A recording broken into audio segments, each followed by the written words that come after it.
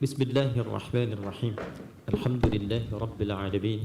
Wassalatu wassalamu ala Rasulillahil karim wa ala alihi wa sahbihi ajma'in. Wa ba'd. Assalamualaikum warahmatullahi wabarakatuh. Yang kita muliakan, kita hormati guru kami, guru kita semua, Datuk Hasan. Ya, semoga Allah Subhanahu wa taala senantiasa memuliakan, menyehatkan beliau dan memberikan kemudahan-kemudahan dalam aktivitas beliau. Yang kami hormati dan muliakan MC kita langsung dipimpin oleh Presiden IMSA Mas Arya, semoga juga diberikan kekuatan sehingga mampu menjalankan muktamar kali ini sampai dengan selesai insyaallah. Hadirin sekalian yang saya muliakan, kalau sudah hadirin sebetulnya tidak ada hadirat. Jadi bahasa Arab itu ada yang in tambah at, ada yang sudah in mencakup jam'ul jama'. Jadi untuk laki-laki dan perempuan. Muslimin ada muslimat, tapi kafirun tidak ada kafirat. Baik ya, jadi hadirin sudah mencakup untuk semuanya. Hadirin sekalian, saya akan mulai dari roots yang paling dasar dulu. Quran surah kedua ayat 38. Ini mula pertama Nabi Adam alaihissalam diturunkan oleh Allah ke bumi untuk memulai tugasnya bersamaan dengan Hawa alaihissalam. Qulna ihbitu minha jami'a fa imma ya'tiyannakum minni hudan faman tabi'a hudaya fala khaufun 'alaihim wala hum yahzanun. Adam dan Hawa sekarang turun ke bumi. Misi kalian dimulai. Ikuti pedoman berkehidupan ini. Jika engkau ikuti pedoman ini, maka hidupmu akan senantiasa diiringi kebahagiaan dan ketenangan. Tidak ada kegelisahan, tidak ada kesedihan. Singkat sekali, Adam, Hawa berumah tangga. Dari berumah tangga ini muncul keturunan. Quran surah keempat An-Nisa di ayat yang pertama. Ya ayyuhan nasu taqu rabbakumul ladzi khalaqakum min nafsin wahidah Adam wa khalaqa minha zawjaha Hawa wa batha minhuma rijalan katsiran wa nisaa. Kita semua, hai semua manusia, nas itu disebutkan dalam Al-Quran sebanyak kurang lebih 241 kali untuk menunjuk manusia secara komunal, ya, dengan hubungan sosialnya. Nanti ada 5 penyebutan manusia. Ada disebut dengan karakternya yang lembut, itu disebut dengan ins. Bersamaan dengan jin disebutkan 18 kali dalam Al-Quran. Ya ma'syaral jinni wal ins wa ma khalaqtul jinna wal ins. Ada yang menunjuk pada totalitas aktivitas disebut dengan insan, 65 kali disebutkan dalam Al-Quran, termasuk ada surah Al-Insan, hal ata 'alal insan. Ada yang disebut dengan Bani Adam, menunjukkan genealogi sampai dengan ke Adam alaihissalam. 7 kali disebutkan dalam Al-Quran. Ya Bani Adam khudhu zinatakum 'inda kulli masjid. Seperti contoh Quran surah ke-7 ayat 31. Dan ada pula disebut dengan Bashar, mula pertama dicipta untuk menunjuk pada keadaan nafsunya yang berbeza dengan malaikat yang tak punya nafsu. Disebutkan 35 kali dalam Al-Quran, seperti firman Allah di Quran surah 15 ayat ke-28. Wa idh qala rabbuka lil malaikati inni khaliqun bashara. Ya ayyuhan nasu, hai semua manusia tanpa kecuali. Ittaqu rabbakumul ladzi khalaqakum min nafsin wahidah. Bertakwalah engkau kepada Rabbmu yang telah mencipta engkau dari asal keturunan yang satu, yaitu Adam.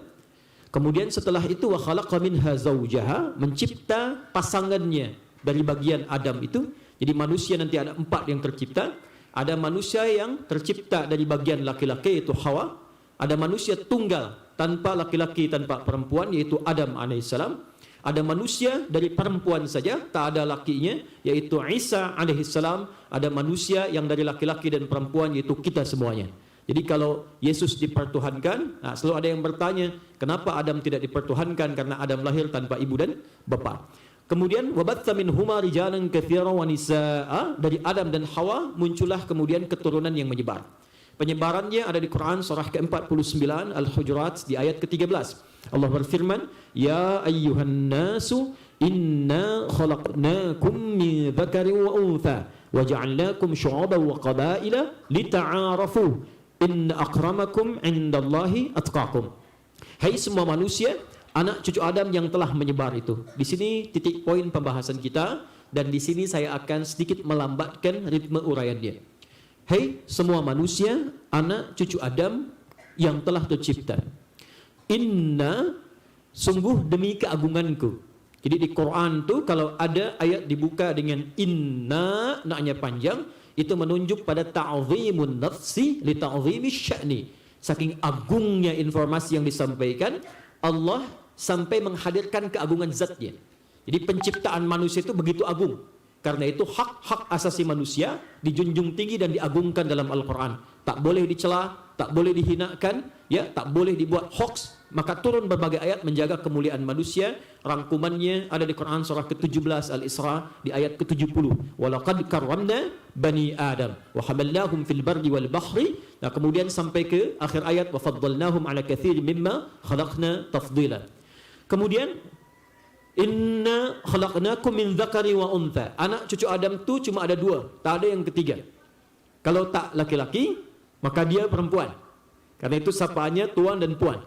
Ingat ya, tak ada yang ketiga, hanya lelaki dan perempuan. Nanti mungkin satu saat kalau kita bahas tentang perjalanan kisah umat Nabi Lut, kita akan kaji salah satu hadis atau riwayat terkait dengan akhir zaman, di mana nanti semua ujian-ujian di masa lalu bisa terakumulasi di masa-masa depan dengan tingkat yang lebih parah. Di kalau masa Nabi Lut itu homoseksual cuma di laki-laki saja, nanti di masa-masa berikutnya akan tiba itu berkembang, perempuan pun kemudian berlaku yang serupa, laki-laki demikian, bahkan nanti ada yang merubah tampilan dirinya laki-laki ke perempuan, perempuan ke laki-laki. Itu pertanda mendekat ke masa akhir zaman. Wa ja'alnakum syu'uban wa qabaila. Ini poinnya. Semua anak cucu Adam yang menyebar itu nanti akan dipengaruhi oleh topografi lingkungannya, di mana dia tinggal di geografisnya, di mana dia tinggal di lingkungannya, maka nanti akan terpengaruh oleh keadaan lingkungannya. Ya, terbentuk dari mulai lisan. Kalau kita baca surah ke-30 Ar-Rum misalnya, dari ayat ke-19 20 sampai 21 nanti pernikahannya, kita temukan wa min ayatihi ikhtilafu alwanikum wa alsinatikum. Ya, di antara tanda kebesaran Allah ketika saling bergaul, ada pengaruh lingkungan, maka terbentuklah tutur bicara yang berbeza. Ya, nanti ada yang di sini menggunakan bahasa Inggris, bisa Inggris pun bisa beda-beda. Ya, di Malaysia bahasa Melayu, di Indonesia bahasa Indonesia, ada keragaman bahasa. Itu pengaruh dari lingkungan membentuk kebiasaan. Ada kitab bagus sekali karya Dr. Ibrahim Anis ketika beliau menerangkan tentang ilmu aswat, bagaimana suara itu bisa muncul dan melahirkan bahasa. Teorinya pengaruh-pengaruh dari lingkungan melahirkan perbezaan-perbezaan. Perbezaan itulah yang kelak menyusun suku, qabail, kemudian juga menyusun beberapa budaya, ya, menyusun masyarakat syu'abah. Maka muncul misalnya budaya di Melayu A, budaya di Indonesia bisa ditemukan B, budaya di Amerika C.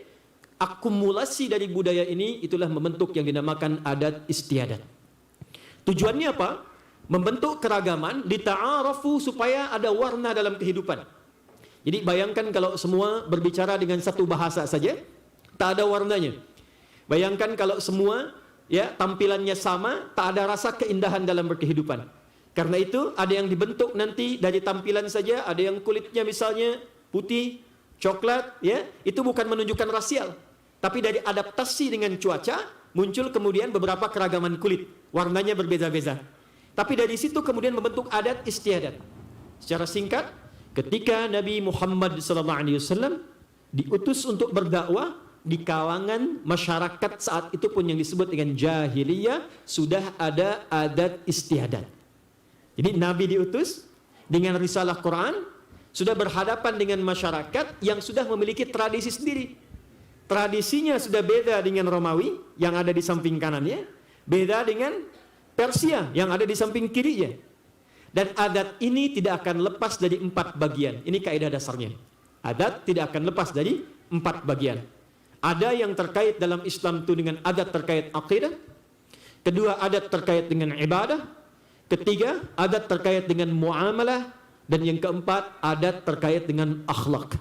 Di 4 inilah secara singkat kita akan uraikan bagaimana di era Nabi Muhammad SAW adaptasi dengan adat ini nanti menjadi satu rumusan yang dikodifikasikan oleh para ulama, menjadi acuan untuk kita berinteraksi dengan adat di kemudian hari. Itulah nanti yang melahirkan ilmu usul fiqih dengan beberapa turunan-turunannya. Saya mulai dengan bagian pertama, adat di jahiliyah. Baik, terkait dengan akidah misal. Biasanya yang terkait dengan akidah ini hukumnya ada yang ditolak secara total bila bertentangan langsung dengan tauhidullah, mentauhidkan Allah Subhanahu wa taala. Contoh, masyarakat jahiliyah punya tradisi mengagungkan berhala. Tadinya bukan bentuk penyembahan. Ya, tadinya hanya untuk didatangkan saja, dilihat karena melihat orang-orang yang di Syria itu banyak kemudian menyembah berhala. Ya, ingin dibawa, ingin dilihat karena di Syria tempatnya para nabi diturunkan. Kemudian beberapa yang datang kafilah dari Arab melihat ke sana dibawa hanya untuk dipajang saja. Lama-lama menjadi disembah. Maka ketika datang risalah Islam, adat istiadat yang terkait dengan akidah ini digugurkan oleh Islam, dialihkan kepada penyembahan Allah Subhanahu wa taala. Bagaimana prakteknya misal kalau kita bawa ke Nusantara misalnya. Saat para ulama Nusantara itu tiba, yang dikenal dengan Wali Songo, ya, kalau saya buka dengan istilah Nusantara atau wawasan Nusantara, maka masuk ke Melayu juga ya, bukan hanya di Indonesia. Baik, maka apa di antara adat yang muncul di era-era terdahulu? Contoh terkait dengan ziarah kubur. Ziarah kubur itu boleh hukumnya. Ya, tak ada masalah di ziarah kubur. Tapi ada sebagian perilaku dalam ziarah kubur yang disoroti oleh para ulama kita, bahkan sejak masa Wali Songo dulu. 9 ulama yang sangat dikenal. Apa di antaranya? Datang kemudian ke kubur, lalu melakukan sesuatu yang tidak ada kaitan dalam Islam, yang masuk dalam kategori akidah. Ya, contoh misalnya, membawa sesuatu, lalu meminta dengan sesuatu itu, memohonnya bukan kepada Allah. Dan bukan dalam konteks tawasul. Ya, bukan dalam konteks tawasul. Ya, dia minta kepada mayit misalnya, tolong kabulkan saya A dan B. Nanti berpindah kepada pohon-pohon di sekitarannya. Tolong kabulkan doa hajat saya minta begini dan begitu. Nah, itu contoh di antara akidah yang berlaku di masa jahiliyah dengan model yang berbeda, dialihkan oleh Allah melalui Rasulullah sallallahu alaihi wasallam. Alih-alih engkau menyembah ke sini, sembahlah yang telah menciptakanmu.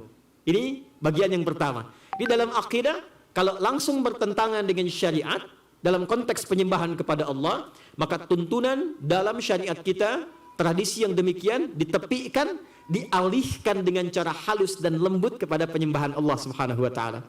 1. 2, terkait dengan ibadah. Ya. Bapak Ibu tahu akikah? Ya, akikah ya? Apa akikah itu? Potong rambut.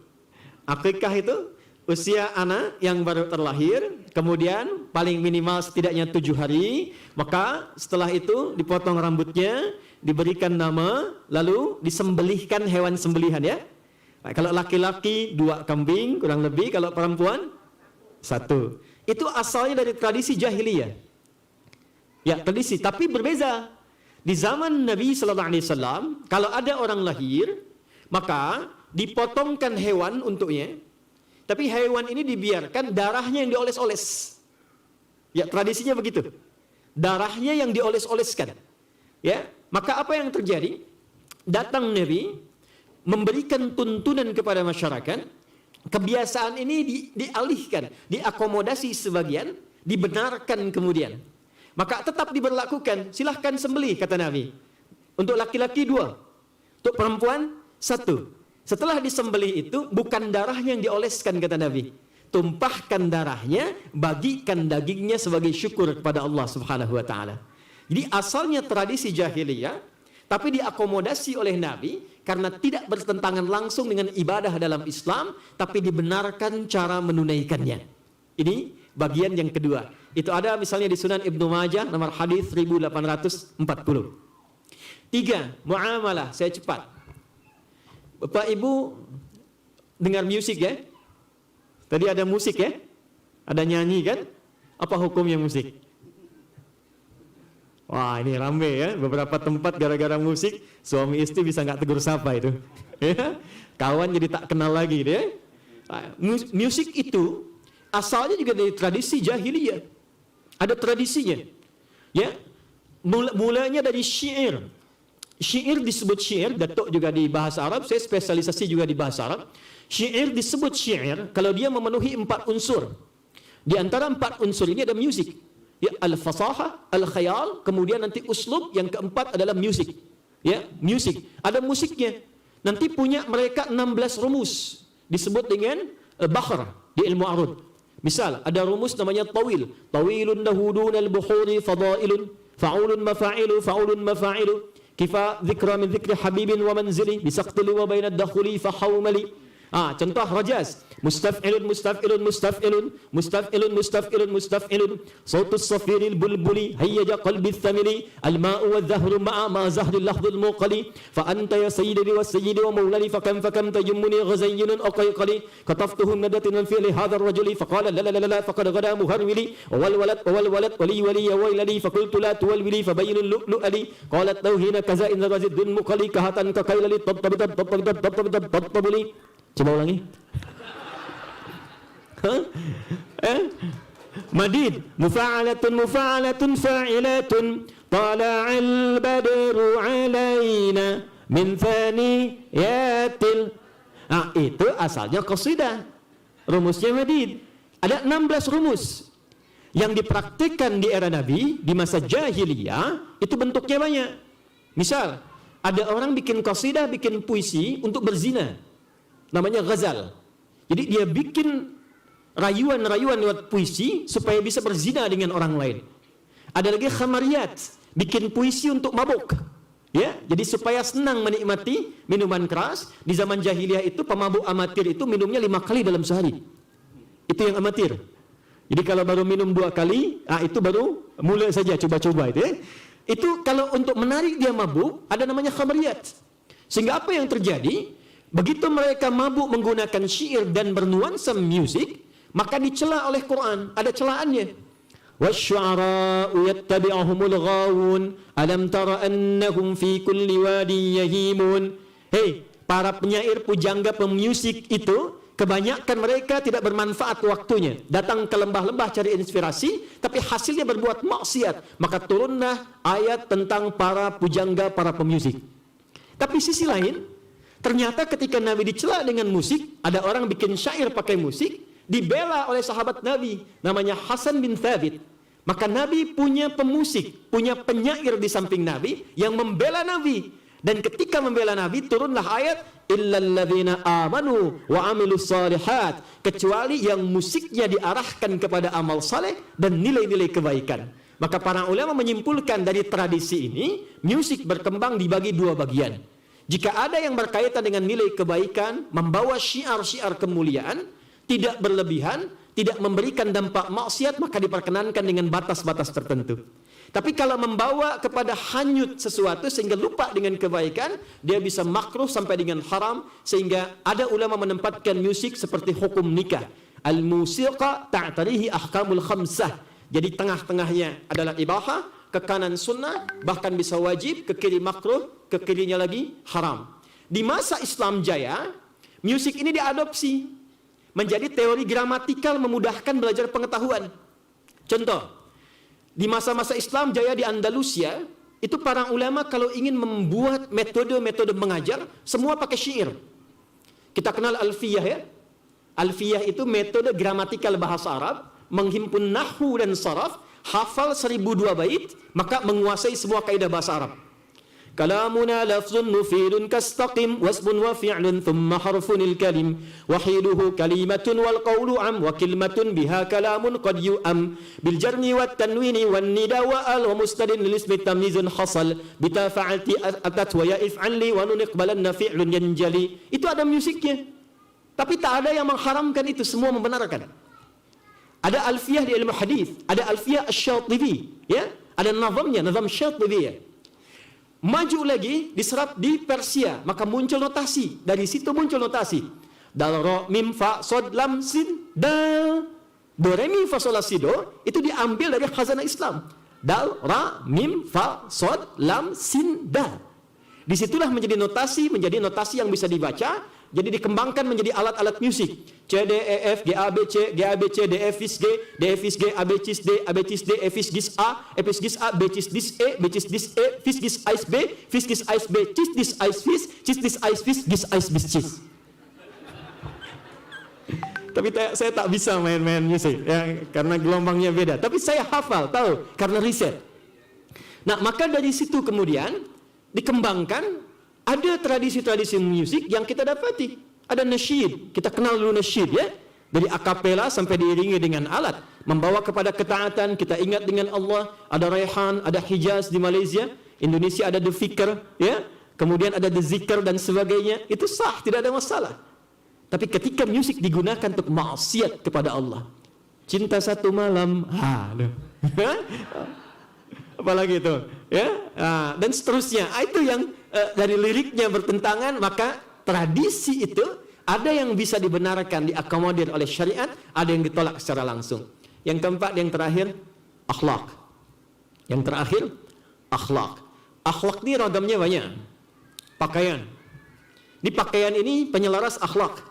Quran surah ke-7 Al-A'raf misalnya ayat 26 sampai dengan 27. Kalau masuk ke 27-nya, ya bani Adama qad anzalna 'alaikum libasan yuwari sawatikum wa risha. Wa libasut taqwa dzalika khair.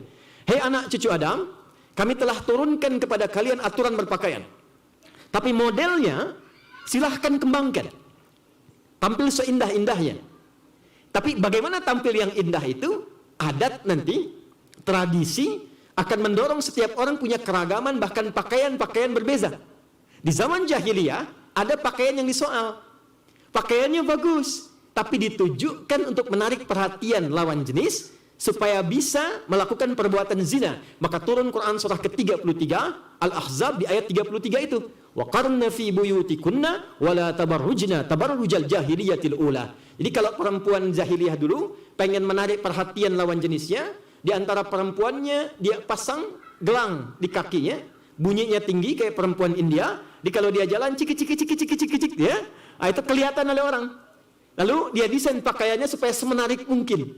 Ini mungkin ada fashionnya, ini ada perubahannya, tapi tidak dibenarkan tradisi itu dalam syariat Islam. Jadi silahkan, kalau mau bikin misalnya fashion tertentu, kalau mau bikin hari-hari untuk ya peragaan misalnya budaya pakaian, silahkan. Tapi jangan sampai bertentangan dengan nilai-nilai syariat untuk mengumbar aurat.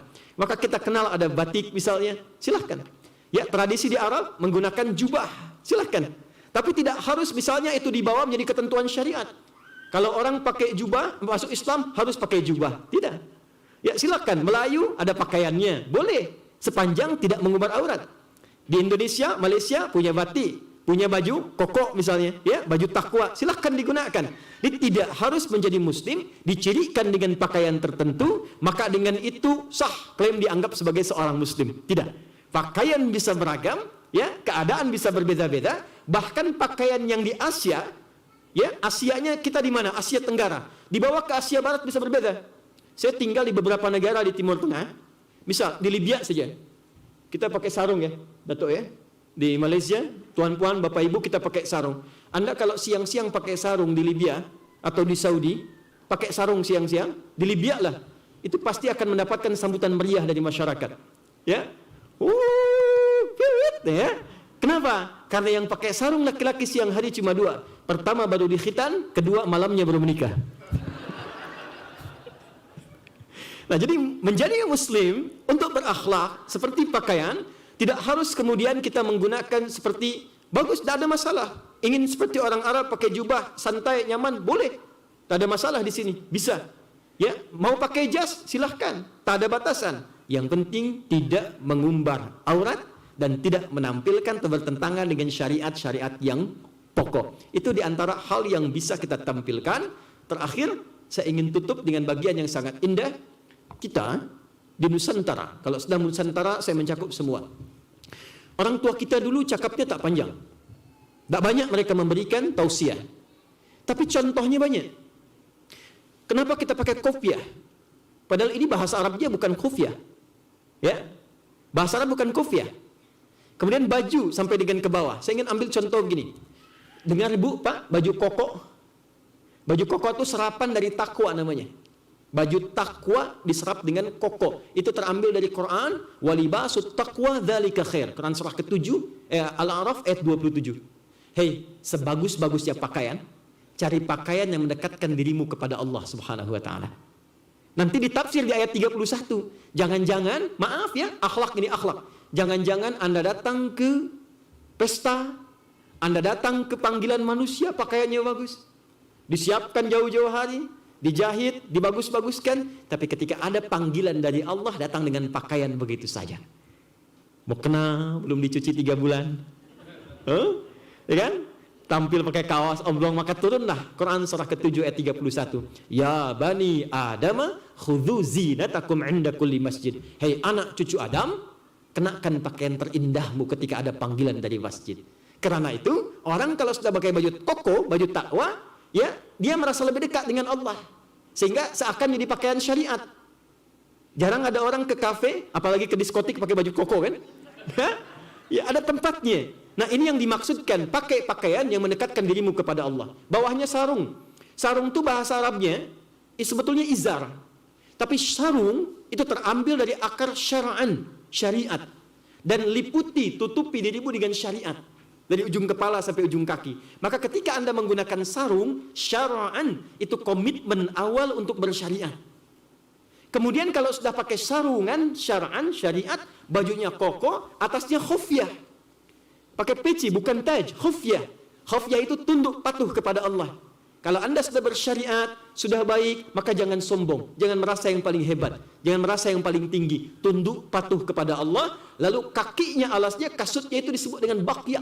Singkatan dari al-baqa wal yakin. Berjalan karena Allah, yakin sampai dengan wafat, hatta ya'tiyakal yaqin. Itu asal filosofi dari semua apa yang kita kenakan, termasuk batik dari ba titik. Ada yang menganalisis demikian. Ba titik itu, ba titik, bawahnya adalah ba memulai bismillah. Bismillahirrahmanirrahim. Kalau sudah menggunakan batik, ba titik, lakukan semua kegiatan lillahi rabbil alamin. Sekira itu gambaran tradisi dari contoh akumulasi yang ada di syariat Islam diterapkan dalam kehidupan. Kita akan eksplor dan lebih perluas mungkin di sesi tanya jawab, sehingga apa yang kurang dari kami, Datuk Hasan nanti bisa menyempurnakan dan melebihkannya. Sementara saya cukupkan. Subhanakallahumma bihamdika, asyhadu an la ilaha illa anta, nastaghfiruka wa natubu ilaik. Assalamualaikum warahmatullahi wabarakatuh.